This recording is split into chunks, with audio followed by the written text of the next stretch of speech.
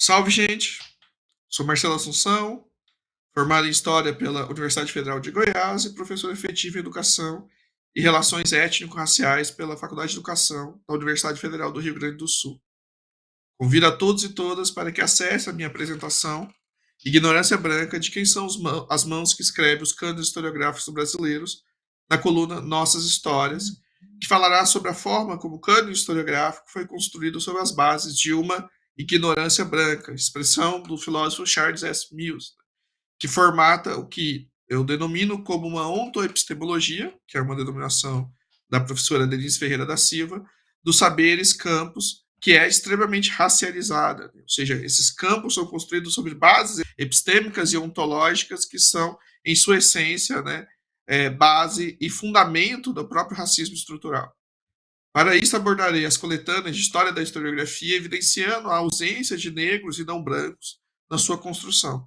Essa comunicação é uma parceria da Rede Historiadoras e Historiadores Negros, do portal GL10 e do acervo Cultinar. Me chamo Marcelo Assunção, visto uma camisa verde com preto, tenho o cabelo enrolado, tenho uma espécie de um blackzinho e uma barba sem bigode. Sou negro de pele clara, uso óculos de armação azul. Estou sentado à frente de uma parede branca com um quadro do Bob Marley tocando guitarra e um bordado do meu filho sentado no meu colo.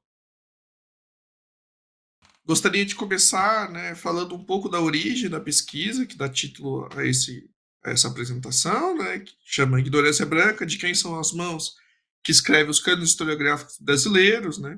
Essa pesquisa tem a ver, na verdade, com uma inquietação, não só minha, mas que é meio compartilhada com, acredito que vários historiadores e historiadoras negros, né, que são formados na nossa universidade e que percebem o quão a forma como o cânone historiográfico foi moldado e é moldado até hoje por uma visão branca, né, uma visão da branquitude, né.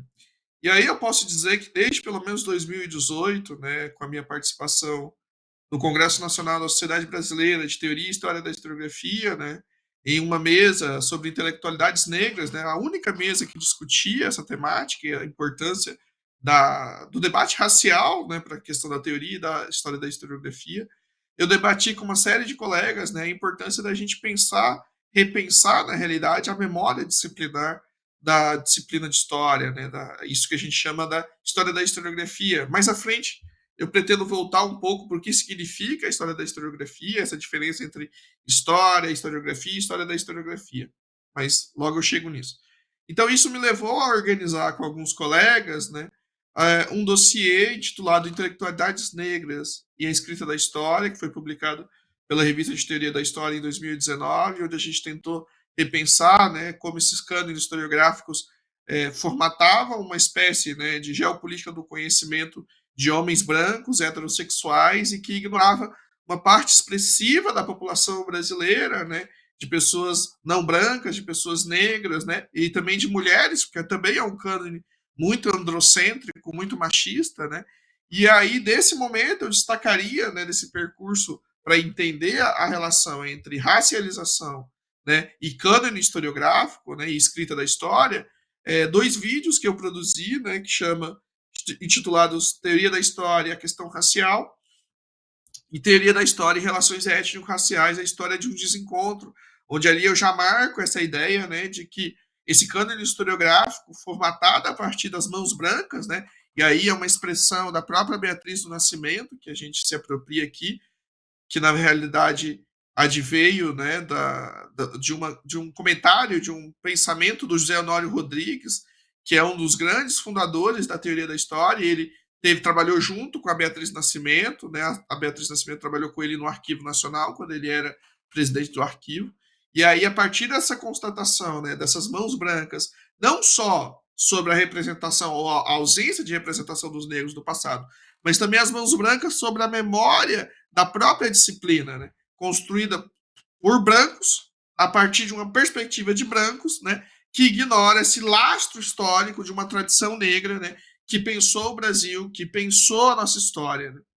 Então, a partir disso, mais recentemente, né, eu publiquei dois artigos, né, que vão nessa toada, um na Revista Brasileira de História, versando sobre as contribuições da Beatriz Nascimento e do Clóvis Moura para a reescrita da história sobre um ponto de vista afrodiaspórico, né, e de como essas indagações, ou o que a gente poderia chamar de interpelações desses pensadores afrodiaspóricos, né, ao cânone historiográfico, reformulavam essa imagem, né, essa narrativa única que a historiografia e a história da historiografia construiu sobre a história nacional, né, e sobre a sua própria memória disciplinar.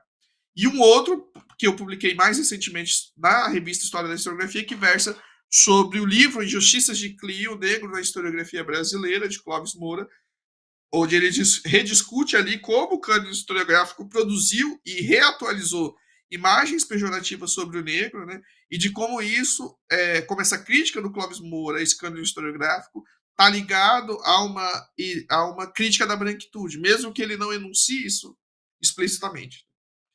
E aí, ainda mais recentemente, e o que está bastante conectado com o que eu fiz nesse artigo, né, eu publiquei um capítulo de livro ao qual eu tento discutir a presença dentro das coletâneas de intérpretes e interpretações do Brasil de pessoas negras e de mulheres negras em especial. E eu pude constatar, a partir do levantamento, né, de mais de 16 coletâneas de intérpretes do Brasil, que há um número de mais ou menos 6% de pessoas negras, né, todos homens negros, né, que pode se resumir ao Guerreiro Ramos, o Milton Santos, acho que tinha um Abdias também, e era basicamente 3 ou 4 homens negros para uma amostragem de mais de 78 intérpretes, né, dentro dessas 15 coletâneas, ou seja, são 6% de autores negros, 0% de mulheres negras, ou seja, a ideia é que essas coletâneas produzem é de que a interpretação no Brasil é produto e resultado somente de homens brancos, né? Então isso diz muito sobre a forma como esse cânone racializado foi produzido a partir, né, do que a gente vai chamar de uma ignorância branca, né, que é uma expressão do filósofo afro-americano que morreu recentemente, denominou como ignorância branca. Né? Essa ignorância branca, que é vista claramente nessa organização dessas coletâneas e produtos intelectuais, né, do campo intelectual brasileiro, ou seja, a própria imaginação nacional sobre o Brasil, né, aqueles que versam sobre os nossos diagnósticos, estão eivados, né, de uma tradição branca, de uma branquitude, né, que produz um pensamento social, que produz uma interpretação do Brasil que está, né, submersa aí em branquitude, né? Em uma incapacidade de entender que a não presença de negros em um país com mais de 57% de pessoas negras é expressão de um racismo epistêmico, de um racismo estrutural. Então, o pensamento social brasileiro, né, e a forma canonizada ao qual, né, esse cânone constrói-se a partir da autoimagem de homens brancos heterossexuais é chave para a gente entender como a racialização das identidades, ou seja, a afirmação de uma identidade branca, encontra lugar na forma como os campos de conhecimento foram produzidos. Né? Então, nesse capítulo de livro, eu versei sobre esse pensamento social brasileiro, né? Entendendo como o polo ativo branco é sempre visto, né, como aquele que é racional, né, em oposição a essa construção de longo prazo, né, digamos assim, expressões, taxonomias, classificações sociais que vão enquadrar o negro como um não agente, né, como aquele que é reduzido à sua própria corporeidade e não ao pensamento. O pensamento ele é exclusivo de pessoas brancas, né, de pessoas europeias. Né? Então, quando a gente atualiza classificações como do bárbaro, selvagem, atrasado, anômico, escravo coisa, né? Todas essas expressões que foram criadas e recriadas ao longo do tempo, produzem visões antropológicas, sociológicas sobre o negro, né, que buscam reduzi-lo à passividade. Né? Essa é um pouco, inclusive, a tese do próprio Clóvis Moura, né, que é um dos fundamentos epistemológicos para eu pensar um pouco essa revisão do cânone, principalmente em Justiças de Clio, que está sendo revisado, inclusive pela editora Dandara, e eu sou o editor. Então, esse processo de revisão ele conta, portanto, com as bases epistemológicas de um pensamento afrodiaspórico, mas também um pensamento decolonial. Né? As tradições latino-americanas decoloniais são fundamentais para entendermos essa geopolítica do conhecimento, esse conhecimento produzido a partir dessa visão cartesiana, né, que divide o corpo e a mente, e que colocou esse corpo e a mente, esse sujeito racional, a partir da autoimagem, né, dos homens brancos heterossexuais. Então, essa pesquisa, né, eu consegui, ao longo desse processo, perceber como há um processo que a gente chamaria de uma operação historiográfica, né, que é um termo do Michel de Certeau, que é um historiador francês, ao qual a revisão dessa memória, né, dessa própria memória disciplinar, conta com um caráter racializado. A racialização aí advém da incapacidade de enxergar que esse cânone foi construído por meio de mãos brancas sobre pessoas brancas. Então, esse fazer historiográfico racializado é preciso ser contestado, né? E aí, novamente, como Michel de Certeau, né? Ele falava em um determinado momento que essa operação historiográfica visava entender o que fazem os historiadores quando fazem história. E eu diria, o que fazem os historiadores brancos quando fazem história? Né? Qual o papel do que a gente vai chamar de uma ignorância branca, né? Para a construção desses cânones, né? E para a reafirmação, né, das linhas da humanidade e da não humanidade. Porque quando a gente retira a capacidade de imaginar o Brasil, de interpretar o Brasil para as pessoas negras, a gente está novamente atualizando essas linhas do ser e do não ser. Né? Então, mas antes de chegar nisso, e mais especificamente no artigo, peço desculpas pelo preâmbulo enorme, é importante a gente fazer algumas distinções didáticas aqui, né? A história ela não é dada, né? Ela é construída por meio de escolhas, das fontes, dos problemas, e isso produz ausências, produz silêncios. Né?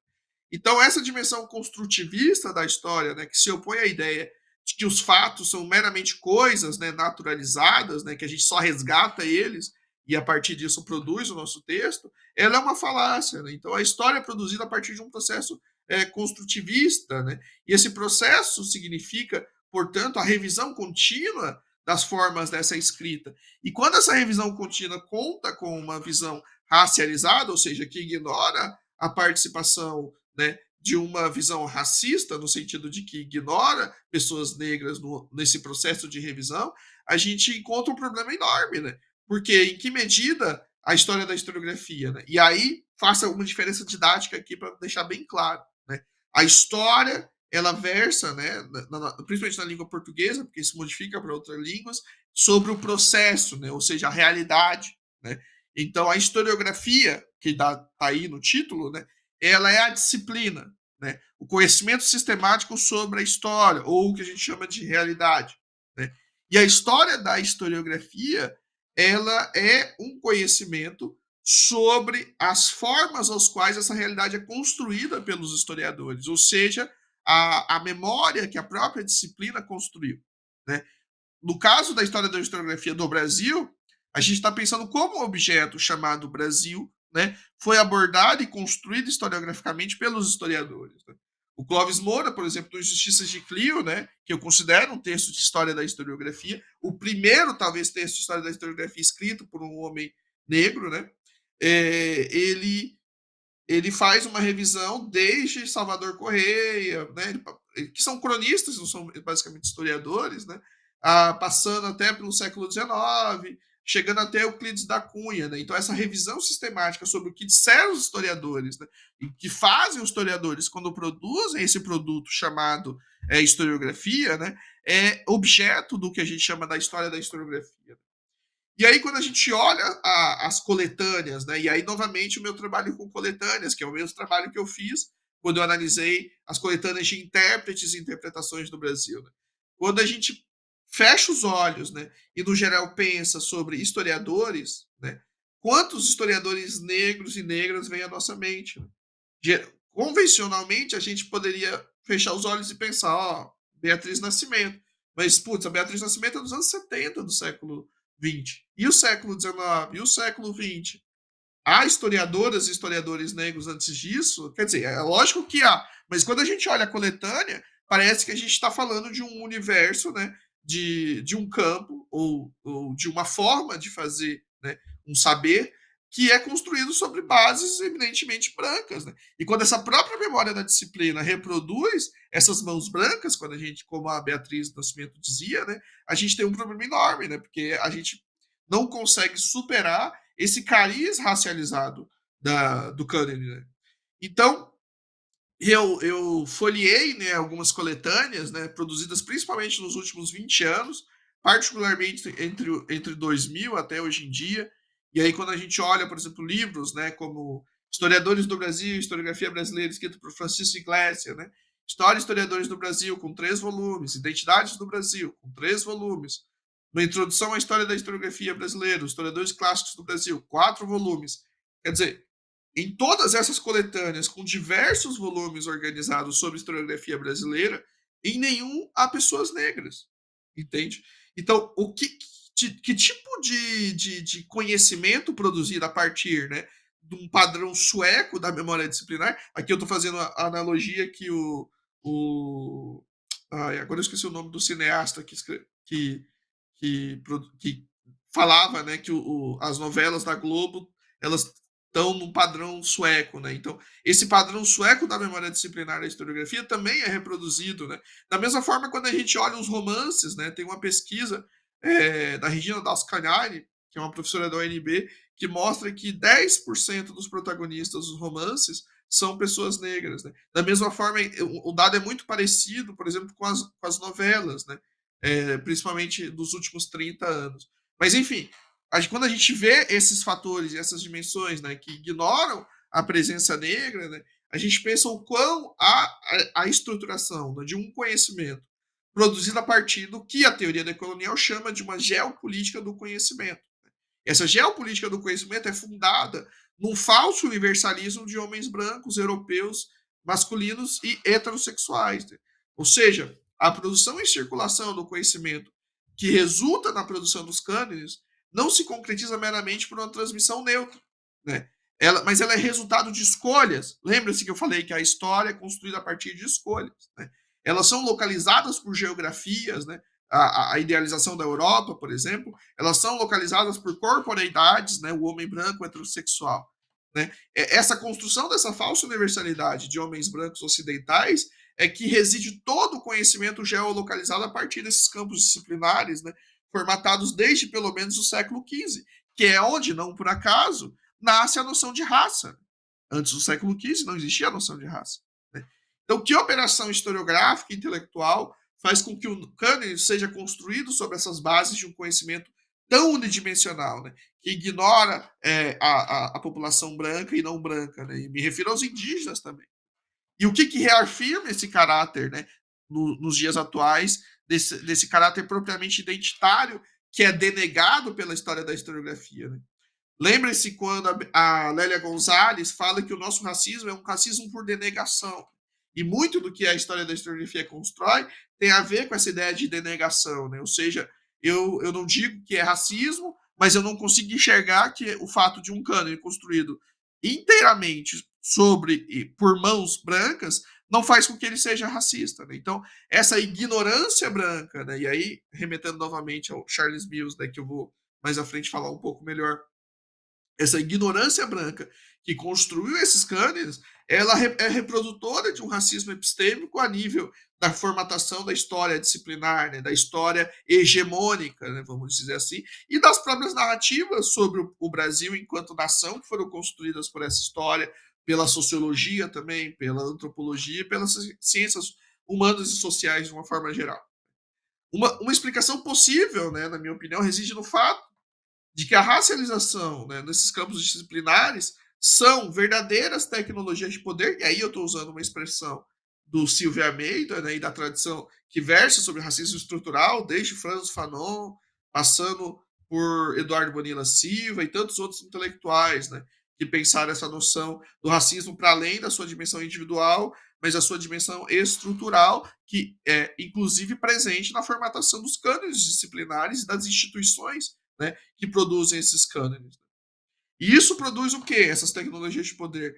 Linhas invisíveis ou não tão invisíveis entre o humano e o não humano, entre o ser e o não ser. Né?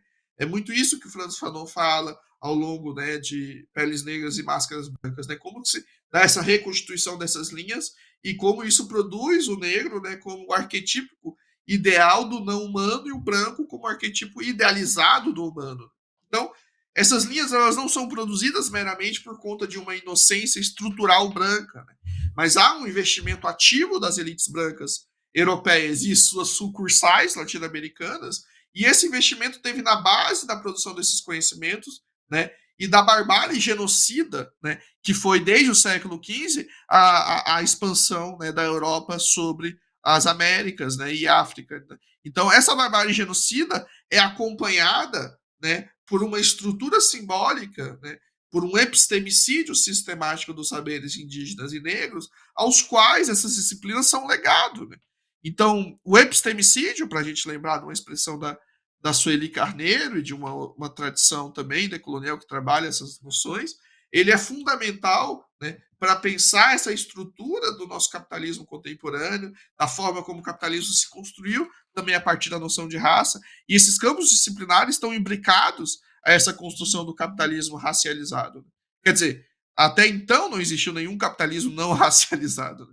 Então, as classificações, as taxonomias sociais que são inventadas sobre a população negra, né, elas produzem aquilo, né, que a grande filósofa negra, Denise Ferreira da Silva, vai chamar de uma ontoepistemologia, né?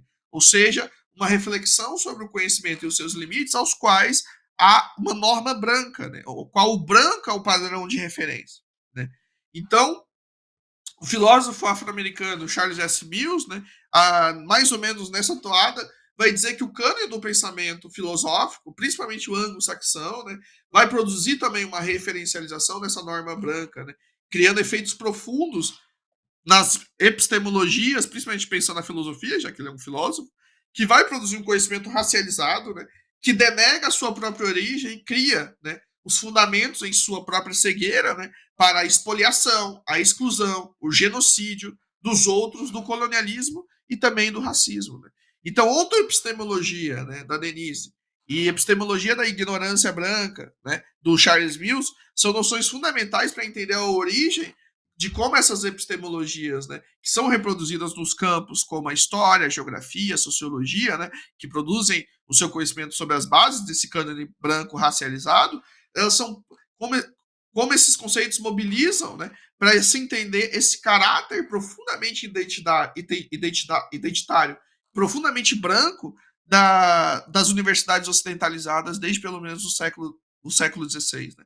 Então essa construção, né, da própria disciplina da história, já no século XIX, né, ela está completamente imbricada a esse processo, né, de invenção do atraso dos outros, por exemplo. Né? O Dipesh Chakrabarti, que é um pensador, historiador indiano, ele vai dizer, né, que vão existir povos que vão ficar eternamente na antessala da história. É sempre eles estão sempre na antessala à espera, né, da verdadeira história, que é construída, evidentemente, por pessoas brancas, europeias ou norte-americanas. É sempre por essa geopolítica do conhecimento de homens brancos supostamente universais e o resto, né, sempre como os particulares, né, ou seja, pessoas mulheres, pessoas negras, enfim, todos esses outros do colonialismo e do racismo para a gente exemplificar. Né? E isso, se a gente pensar a nível do Brasil e da historiografia brasileira, é amplamente reproduzido, né? Desde a formação do Instituto Histórico Geográfico Brasileiro, né? Da formação, da fundação do Colégio Pedro II e da institucionalização, né? Digamos assim, do ensino de história no Brasil desde o século XIX, elas reproduzem essa autoepistemologia branca e, mais do que isso, né? Um desejo branqueador, né? Em relação à sociedade brasileira, né? Um desejo, de fato, né? Que aquelas elites tinham ali no pós-independência de exterminar não só no nível físico, mas também cultural e epistemológico, qualquer conhecimento que não tivesse balizado no padrão europeu, no padrão branco. Né? Então, essa ignorância racializada, essa epistemologia ignorante que produz esses conhecimentos, elas não morrem ali no século XIX, elas são reiteradas ao longo do século XX, né? E a gente consegue mapear isso na própria história da historiografia, quando a gente percebe o quão ela é ignorante a presença e a importância de pessoas negras interpretando essa coisa que a gente chama de Brasil, né? Interpretando a própria história. Né? E essa ignorância sobre a participação de pessoas negras, né? A participação de pessoas não brancas no geral na produção desse conhecimento histórico é fundamental para que a gente possa compreender, né, o quão essa história da historiografia, o quão esse conhecimento, né, essa revisão disciplinar sobre a história e a própria escrita da história expressam, né, esse caráter identitário branco, né, que se reproduz até os dias de hoje. Né.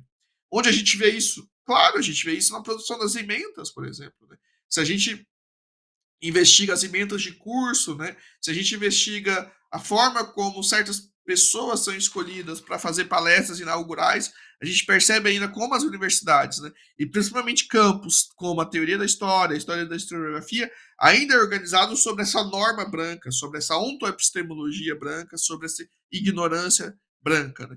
Então, esse processo de construção dos cânones e a revisão desse processo é fundamental, né, para que a gente possa superar essa ideia, né, de que a nossa memória disciplinar é reprodução somente, né, de uma série de um grupo particular, né, e não parte de uma diversidade muito maior, né, da sociedade brasileira e da própria história da historiografia, pensando em perspectiva transnacional também.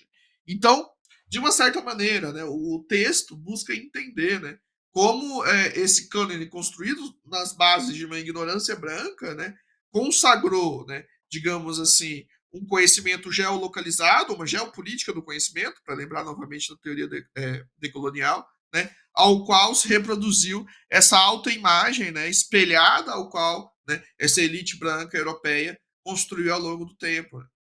E aí, em oposição a isso, né, eu proponho que na construção dessa memória disciplinar se faça uma revisão contínua da mesma a partir de uma ótica racializada, né, para entender como essas construções também são indícios, são fontes, né, da branquitude, né, e da forma como a branquitude constrói uma visão sobre a história e uma historicidade extremamente limitada. Né. E aí, em contraponto a isso, a gente propõe, né, uma ética da historicidade, uma ética do fazer historiográfico, ao qual, né, leva em conta de fato essa diversidade dessa produção historiográfica. Né? Isso significa não só a mera inserção de negros e não brancos e mulheres no cânone, mas também, né, a presença desses corpos políticos, né, no âmbito da escrita dessa própria revisão disciplinar. Né? Então, isso significa, é óbvio, né, uma disputa, né, isso vai ser uma disputa, evidentemente, e é uma disputa na entrada, né, de pessoas negras e não brancas nesse processo de construção dessa história. Né? Ou seja, não basta só, né, as mãos brancas representarem negros e indígenas, é preciso que haja mãos negras e mãos indígenas construindo esse cânone, né, repensando esse cânone. E esse processo de repensar, eu acredito, né, que vai produzir uma visão pluriepistemológica, uma visão rica e diversa sobre a escrita da história. Então, concomitante aos esforços, né, da própria rede de historiadores negros no âmbito de reconstruir a história e do próprio campo do pós-abolição, ao qual, de uma certa maneira, a rede faz parte, essa construção de uma história social deve ser acompanhada também, né, pela construção das epistemologias que dão base à própria história. Né? Então, a atenção à história da historiografia, a atenção à teoria da história é fundamental. A gente não pode deixar que esses campos sejam objeto somente de pessoas brancas, né, que não têm o mínimo de noção, né, no geral, né, de questões raciais. Né? Então a gente precisa se engajar nesse processo, né, e tomar conta e se apossar também desses campos que são em larga medida produzidas por homens brancos, né, que ignoram completamente noções tão importantes hoje na historiografia, né, como o protagonismo negro, agenciamento, né, e todo esse processo que tem refeito a história no âmbito, principalmente da história social, mas também que precisa chegar, né, no âmbito das discussões sobre história da historiografia, teoria da história, história intelectual. Nessa fala que a gente expôs aqui ao longo, buscamos evidenciar esse caráter racializado do cânone historiográfico brasileiro, né, pensando como esse cânone está profundamente enraizado na ignorância branca, né, na expressão que a gente toma de Charles S. Mills, né, que é, por sua vez, resultante de um conhecimento racializado que foi produzido desde os primórdios da modernidade, né, por aquilo que filósofa Denise Ferreira da Silva, que a gente também se apropriou ao longo dessa discussão, chamou de uma ontoepistemologia, né, que buscou criar e recriar essas linhas entre a humanidade e a não humanidade, e que colocou os negros meramente como corpos, né, e não como agentes de conhecimento. E muito do que a gente viu aqui no âmbito da construção de coletâneas, tanto de intérpretes do Brasil como da história da historiografia, vai nessa linha, né? A ausência de pessoas negras e não brancas no âmbito da memória disciplinar, né? Da memória da disciplina da história da historiografia, e das coletâneas que são produzidas a partir dela, são expressão, são fontes, digamos assim, da forma como se é produzida uma epistemologia ignorante, né, do caráter racializado ao qual essa memória disciplinar foi baseada. Né.